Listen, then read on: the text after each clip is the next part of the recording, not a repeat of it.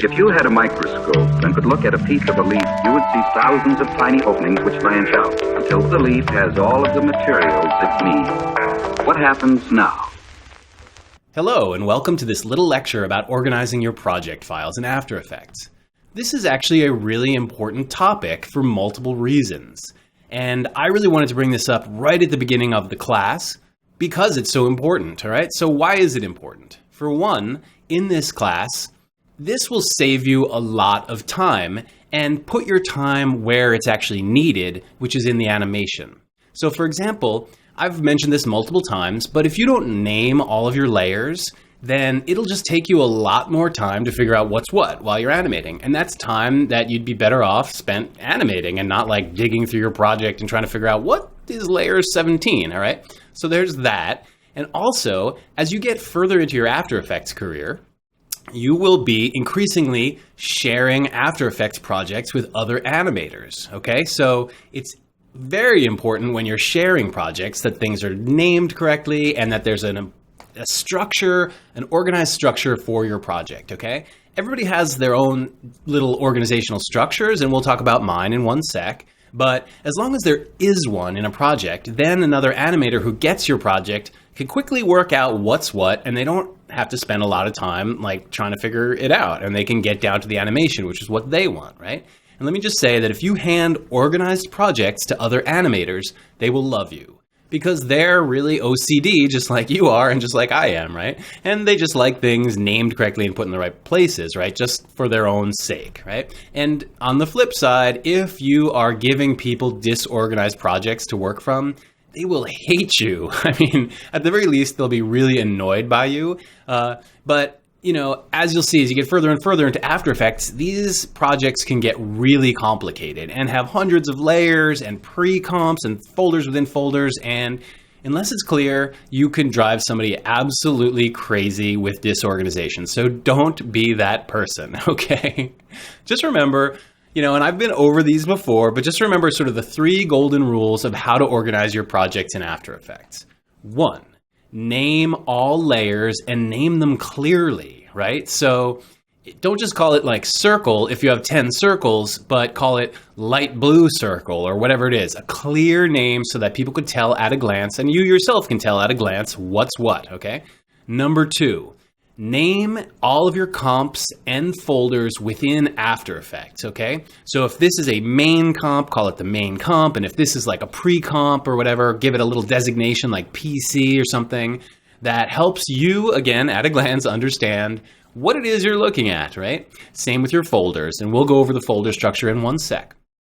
And speaking of folders, the third part of the rules of how to organize your After Effects project are to create a folder structure that makes sense in your project window, and then actually put all of the layers into those folders so they're nice and organized, right? This sounds all very obvious, but it's very easy to forget these things while you're in the middle of animating something. So let's jump into After Effects for 1 second, and I want to show you what I've done here, which is, and I definitely recommend that you do this right now, okay? Which is to create a generic project for yourself for After Effects, which has the folder structure in it that you think makes most sense for yourself, right? For me, it usually looks like this.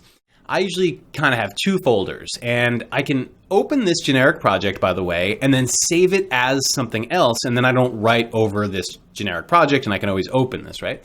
So in this Assets folder, I include these 3 folders, and Assets are just sort of whatever you're pulling into After Effects to work with, right? So audio, these are layers from Illustrator, which I call ILLs. I don't think anybody else does. And then PSDs. For whatever reason, I have these in all caps with like a little s. I don't know. That's the way I always do it. It's just something that I like. And then, you know, when I import layered artwork from Illustrator, I put it in this folder here, right? And same with Photoshop, and same with the audio.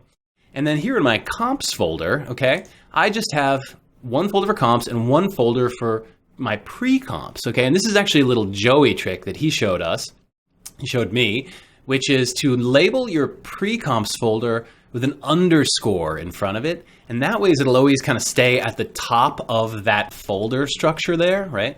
Which is kind of cool just because, you know, if you have 50 comps, which you can easily get to a place where you might have 50 comps, this folder actually can get a little bit lost within the folder, so it's kind of cool to have the underscore there, right?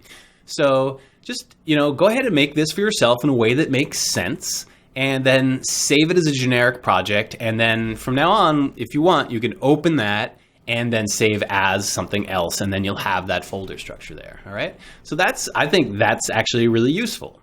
Something that's really important for you to understand about After Effects kind of right away is that After Effects projects don't contain the media that you bring into them, even though they kind of look like it.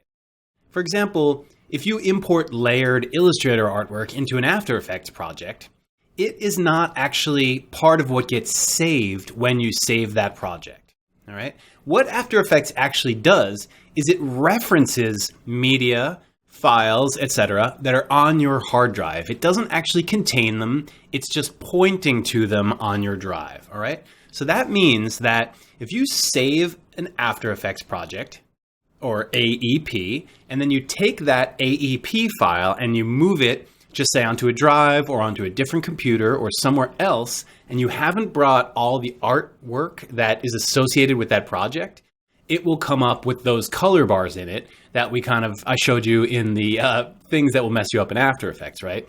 Where all the footage will be missing, essentially. After Effects will not know where, for example, the layered Illustrator art went to, because it might be on a different computer or on a different drive or something, right? So it's really important to understand that that's how After Effects works.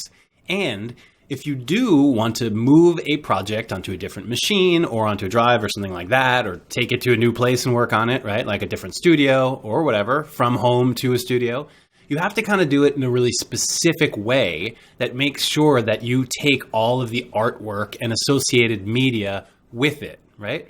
Okay, so I want to show you how to do that because it's actually really important. Okay, so I made this little After Effects project and this composition in After Effects here.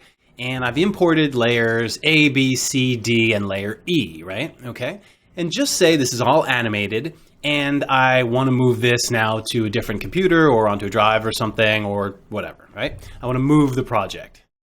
And additionally, we've decided, the client or you or whoever, you've decided that this layer E, this is no longer necessary, and you want to delete this from the project and then collect everything, okay? So let's roll through these steps because this is actually a really important way to go.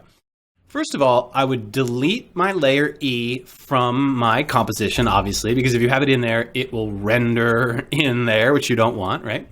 And you could, of course, just delete that one layer up here from your project window.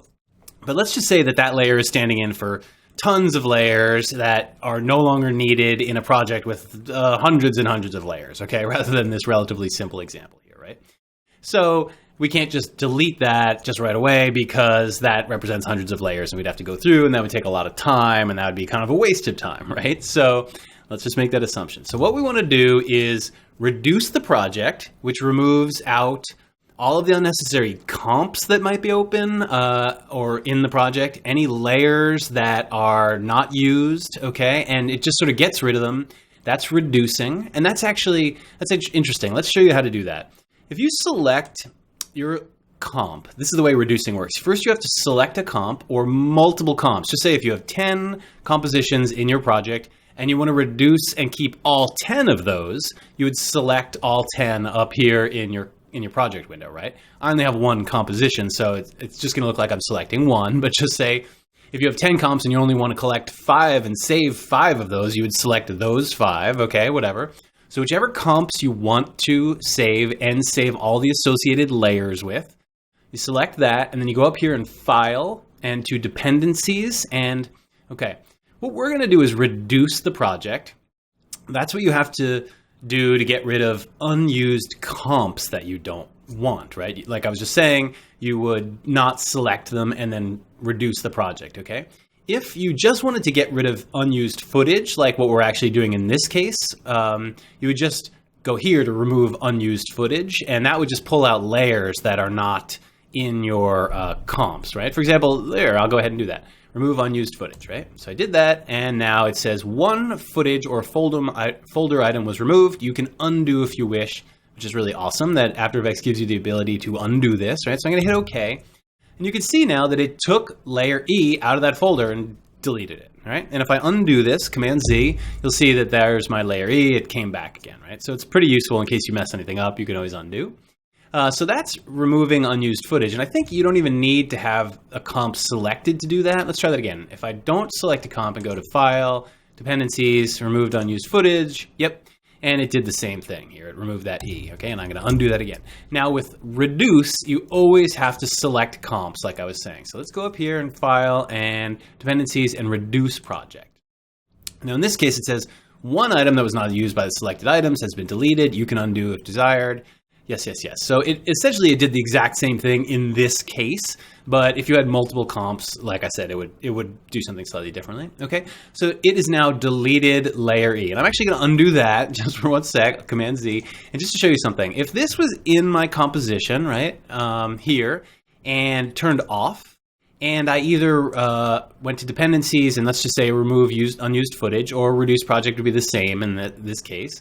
Reduce project, again, it gets rid of whole comps if you wanted to, whereas remove unused footage only gets rid of footage, right? So that's the difference. If I click this now, 0 footage or folder items were removed, okay? Because this layer, even though it's off, it's still here in my composition. So After Effects is guessing you don't want to get rid of that, okay? So if you do want to get rid of that, just make sure it's not in your composition, all right? And then you always want to save before you reduce.